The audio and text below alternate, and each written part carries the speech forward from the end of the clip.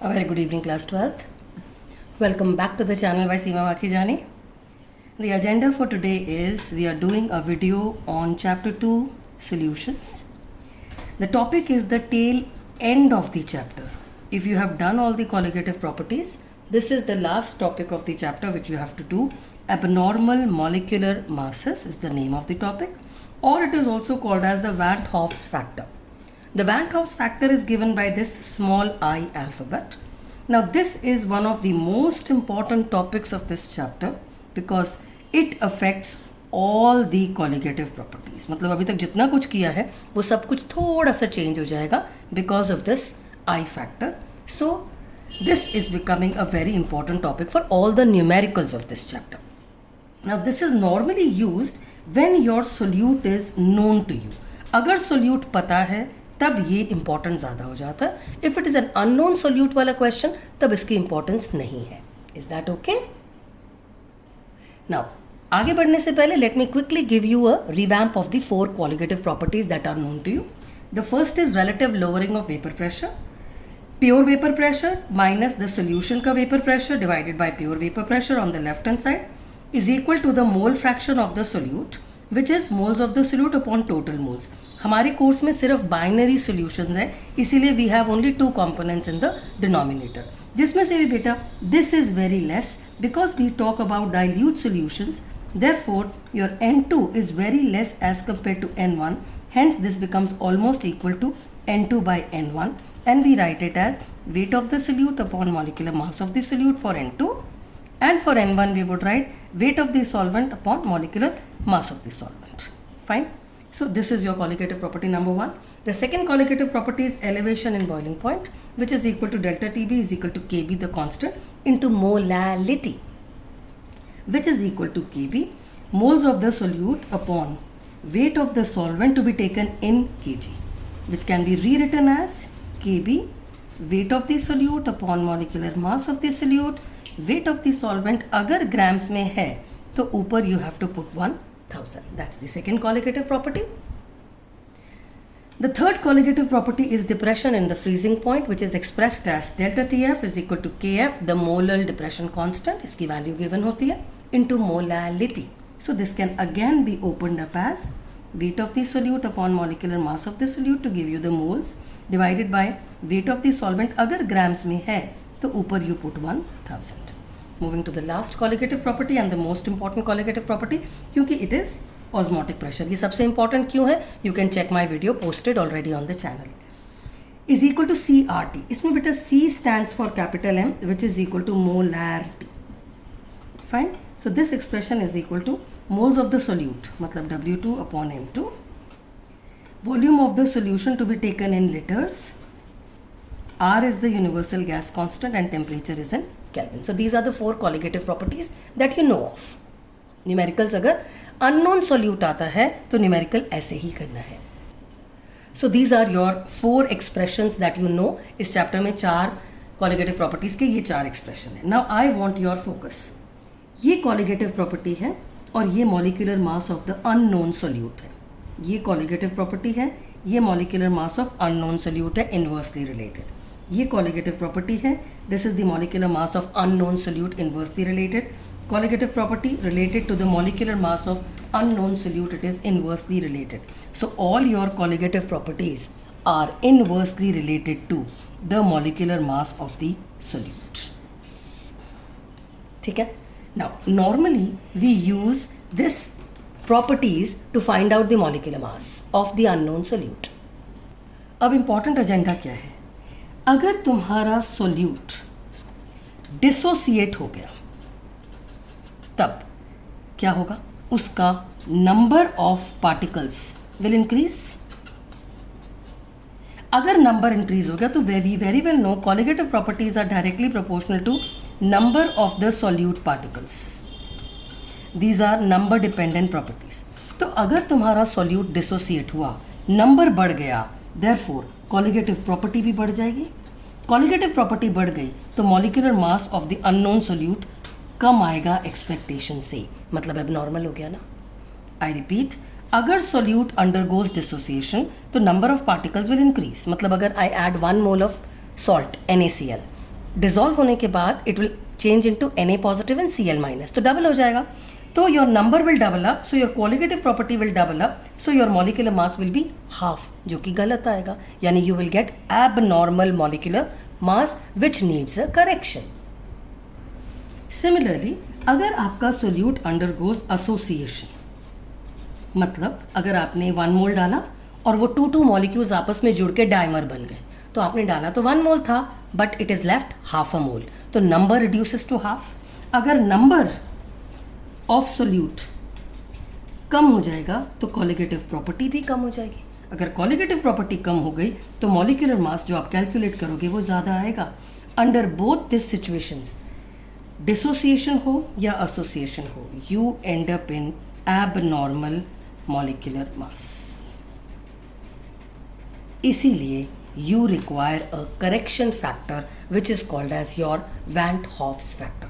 That's the reason अगर आपका solute known है and it is undergoing dissociation या association, then you will have to make changes in your numericals so that you get the exact answers.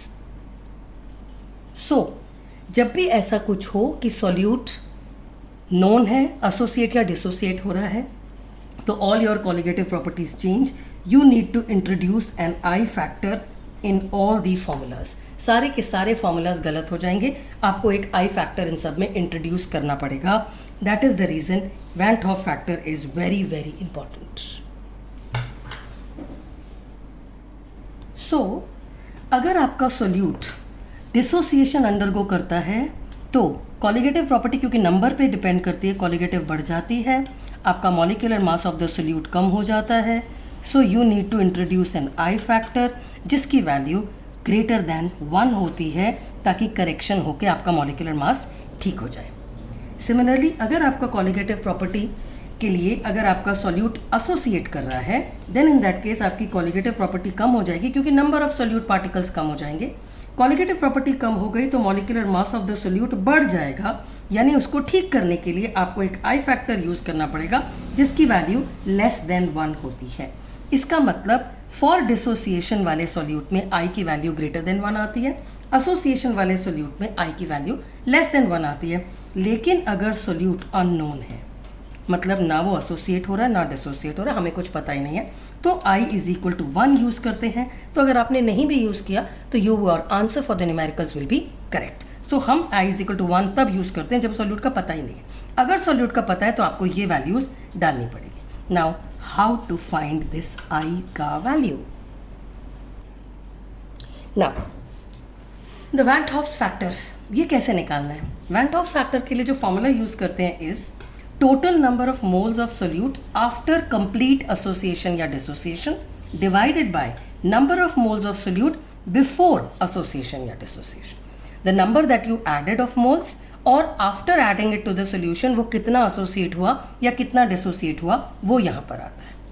This can be understood अगर मैं example लेती हूँ. For example if I talk about NaCl, NaCl को पानी में डालेंगे तो वो Na पॉजिटिव Cl माइनस बनेगा, यानी 2 मोल्स हो जाएगा. पर आपने डाला तो 1 मोल था, तो आई फैक्टर क्या हो जाएगा? 2/1 is equal to 2 when it undergoes complete dissociation. Sodium sulphate के बारे में बात करें, if you add it to water it will give you 2 sodium ions and 1 sulphate ions, यानी टोटल हो गए 3 moles.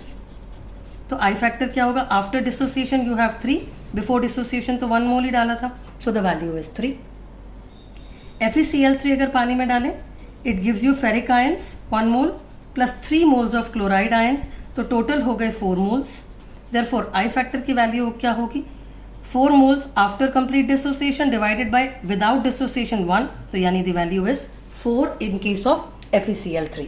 Talking about magnesium bromide, magnesium bromide अगर dissociate होगा it will give you magnesium ions plus 2 times bromide ions which makes it equal to 3 moles. तो पहले आपने 1 मोल लिया था, बन गए वो 3 moles. After complete dissociation is 3 moles, before dissociation it was 1 मोल, तो टोटल वैल्यू क्या हो गई? 3. लास्ट वाला एग्जाम्पल इंपॉर्टेंट है. इसमें बेटा K4FeCN6 है. इसमें जो ये FeCN6 होता है ना, ये इंटैक्ट रहता है, दिस डज नॉट डिकम्पोज. ये पूरा का पूरा पार्ट कोऑर्डिनेट बॉन्ड से बना हुआ है. ये आप डिटेल में करोगे in the chapter of coordination compounds. So इस पर्टिकुलर कंपाउंड में क्योंकि ये वाला पार्ट डिसोसिएट ही नहीं होता, तो डिसोसिएट क्या होता है? जब ये डिसोसिएट होता है you get 4 potassium ions and 1 FeCN6 which has a charge of 4 minus. तो टोटल नंबर क्या हो गया? ये 4 और ये 1, 5 मोल्स मिले. Therefore, I factor क्या हो जाएगा? 5 divided by 1. So the I factor for this would be 1. As you can see, ये सारे के सारे एग्जाम्पल्स जितने भी मैंने लिए हैं अभी, सब में I factor is greater than 1 because I am talking about dissociation. Dissociation में I factor is always greater than 1 and we have to introduce it. Now I will be taking some example for जिनमें association हो रहा है, उसमें आई factor कैसे होता है जब कंप्लीटली एसोसिएट हो जाता है. ये एक स्पेशल एग्जांपल है कार्बोक्सिलिक एसिड का. कार्बोक्सिलिक एसिड का फॉर्मूला होता है RCOOH. Example CH3COOH, it could be acetic acid. Benzene COOH, it could be benzoic acid. अब ये जो कार्बोक्सिलिक एसिड है ना, अगर तो मीडियम इज एक्वस, पानी है, फॉर एग्जांपल एसिटिक एसिड है. अगर एक्वस मीडियम है तो ये पूरा डिसोसिएट तो नहीं होता है, पार्शियली डिसोसिएट होता है. It gives you acetate ion plus H positive ion, यानी पार्शियली डिसोसिएट होता है. इसमें I is equal to 2 will be wrong क्योंकि पूरा डिसोसिएट ही नहीं हुआ ना. फाइन. कार्बोक्सिलिक एसिड अगर एक्वस है तो डिसोसिएशन होता है, I ग्रेटर देन 1 होता है, लेकिन 2 नहीं होता है बेटा क्योंकि पूरा का पूरा डिसोसिएट ही नहीं होता ना. ये कैसे निकालते हैं? We will just do it when for I. तब कैसे निकालते हैं? When it undergoes partial association और पार्शियल डिसोसिएशन. वो भी हमने नहीं करा. I just do this after I finish with this particular part. अगर carboxylic acid is in a non polar solvent. अब ये नॉन पोलर सॉल्वेंट कैसे होते हैं? मतलब बेंजीन है, हेक्सेन है, हाइड्रोकार्बन्स. ठीक है, ऐसे सॉल्वेंट में अगर कार्बोक्सिलिक एसिड को डालो तो योर RCOOH कोई सा भी एसिड हो, इट अंडरगोज डाइमराइजेशन. ये क्या होता है? 2 मॉलिक्यूल्स जॉइन टुगेदर. कैसे? How do these molecules join together is what you will see now. RCOOH ये एक कार्बोक्सिलिक एसिड हुआ, RCOOH एक और कार्बोक्सिलिक एसिड हुआ, और ये मॉलिक्यूल्स एक दूसरे को हाइड्रोजन बॉन्ड से पकड़ लेते हैं to form a ring like structure. This is what I mean when I say dimerization. आपने 1 मोल कार्बोक्सिलिक एसिड लिया, 2 मॉलिक्यूल्स जुड़ गए अगर, तो you are left with half a mole. Is that clear? जब ये मॉलिक्यूल्स आपस में जुड़ जाते हैं, 1 मोल ऑफ कार्बोक्सिलिक एसिड लिया था, but in case of a non polar solvent it undergoes association. ये स्पेशल एग्जाम्पल है. कार्बोक्सिलिक एसिड अगर एक्वस मीडियम में है, it undergoes dissociation, I factor is greater than 1. Carboxylic acid अगर non polar solvent में है, इट अंडरगोज डाइमराइजेशन. का मतलब 2 molecules join together like this, you end up in half a mole. Number of molecules कम हो गए, we call it as association. और आपका I factor in this case would be, अगर पूरे के पूरे टोटल कंप्लीट डाइमराइजेशन हो जाए तो the molecules after complete dimerization will be half in the numerator. और लिया कितना था? 1. इनिशियली आपने 1 से स्टार्ट किया था, लेकिन डाइमराइज होके क्या हाफ रह गया. therefore in case में I factor will be used as half would be the value, that is it is I will be therefore less than 1. when you talk about a carboxylic acid in non-polar solvent, I is less than 1 because it undergoes association. when you talk about it in aqueous medium, then I is greater than 1 because you're talking about dissociation. Am I clear? This is a special example for all carboxylic acids. As I said, अगर complete association dissociation होती है तब तो ठीक था. For example, you have partial को 1 minute के बाद कराती हूँ. If you have complete association, dimerization happens for carboxylic acid in a non-polar solvent, तब तुम्हारा I का वैल्यू आ रहा था half. अगर trimerization है, मतलब 3 molecules are joining together, in that case क्या होगा? I की वैल्यू क्या होगी? Number of moles after association will be 1/3 क्योंकि 1/3 ही रह जाएगा. Before association 1, so your I factor in this case would be called as 1/3. Tetramerization मतलब 4 मॉलिक्यूल्स आपस में जुड़ गए. तो after complete association the number of moles left will be 1/4 if you started with 1 mole. Divided by 1 mole, शुरू 1 मोल से किया था, पूरा को पूरा एसोसिएट हो गया तो रह गया 1/4 because 4 molecules have joined together, then therefore your I would be written as 1/4. Similarly for pentamerization I will be 1/4. अगर 1/5 हेक्सामराइजेशन हो जाए, मतलब 6 मॉलिक्यूल्स आपस में जुड़ के एग्जिस्ट करें, then you will have to take I to be 6. But this I am talking about complete association. Now I am going to talk about partial association or dissociation. तब I का value कैसे निकालना होता है. Okay. Now if I am talking about partial association or dissociation, तो बेटा partial कितना? Partial का मतलब है you require degree of dissociation or association should be given to you. What is that? Alpha. Degree of association या dissociation should be given to you, तभी आप I की वैल्यू निकाल सकते हैं. And the formula for I factor if there is a partial association or dissociation is your alpha is equal to I minus 1, n minus 1 is the formula that we use to find I factor for partial association or dissociation. इसमें ये तो बेटा degree of dissociation होगा या association होगा, जो भी दिया होगा, I तुमको निकालना होगा. बचा क्या? N का value. N stands for the number of moles of solute obtained when its 1 mole undergoes complete association oblique dissociation. मतलब अगर 1 मोल ऑफ सॉल्यूट लिया है और वो पूरा का पूरा एसोसिएट या डिसोसिएट हो जाता है तो कितने मोल बनते हैं, that is your number n. ये कंप्लीट वाली बात हो गई. पार्शियल के लिए आपको I निकालना है, alpha would be given. This is the formula to be use, चाहे एसोसिएशन पार्शियल हो चाहे डिसोसिएशन पार्शियल हो. Please learn this formula up, you will be requiring it for numericals. Now I'll help you to understand this by taking up a few questions. I'll be doing these 3 questions for you. Find the I for the following. 20% dissociated, पूरा नहीं है बेटा, only 20% dissociated aluminium sulfate aqueous medium में हमको इसका I निकालना है. As you very well know, the formula will be alpha is equal to I minus 1 n minus 1. इस क्वेश्चन में alpha given to you is 25%, यानी this will be 25/100. I you have to find out. बाकी बचा n.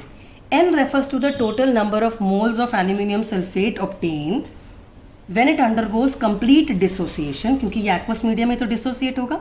1 mole of aluminium sulfate तुमको कितने moles of solute particles देगा?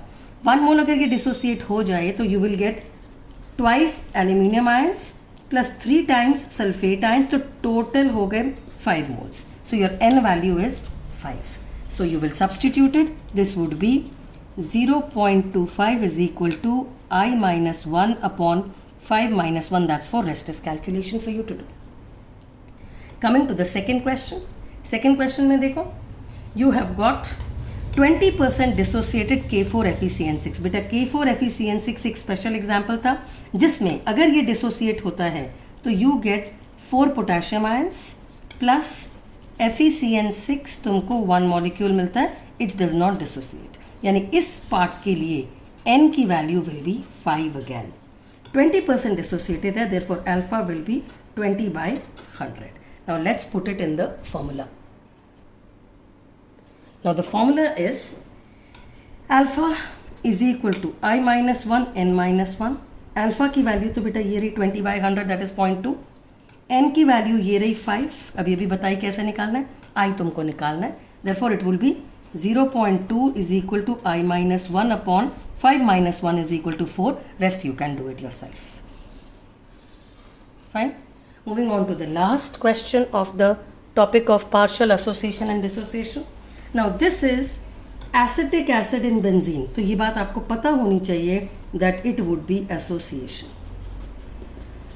Fine. And n का value would also be less than 1 क्योंकि वो dimerization होगा. अल्फा इज 10%, फॉर्मूला वही रहेगा. Alpha is equal to I minus 1 n minus 1. Formula में कोई चेंज नहीं है, इट रिमेन्स द सेम. अगर ये रहेगा तो अल्फा की value is given to you as 10%, यानी 10/100. कई बार ऐसे दिया होता है, ऐसे भी दे सकते हैं. सो इट कुड बी 0.1 या फिर 10% इज इक्वल टू आई आपको निकालना है n की value. n is when the value of number of moles when the component undergoes complete association या कंप्लीट डिसोसिएशन. क्योंकि ये एसोसिएशन करेगा and we very well know it undergoes dimerization, मतलब दो दो मॉलिक्यूल्स जुड़ जाएंगे. अगर दो दो मॉलिक्यूल्स जुड़ जाएंगे तो हाफ रह जाएगा. सो n का value becomes half. So your calculation therefore will be 0.1 is equal to I minus 1, half minus 1, and you can solve the question to get the value of I. Fine. Now we'll be doing the NCERT numericals. There are total of 6 numericals that we need to do. 2 out of them are solved numericals, पर बेटा ये नहीं समझ में आते हैं. So I will be giving you a easier method to understand these 2 solved numericals of NCERT. There are 4 questions in the exercise, back exercise questions, which have got I factor in them. So I factor related question in NCERT are 6 in all, and I will be doing all of them in my next video. Please keep sharing, watching and liking. Bless you loads. Do awesomely well in life. Bye for now.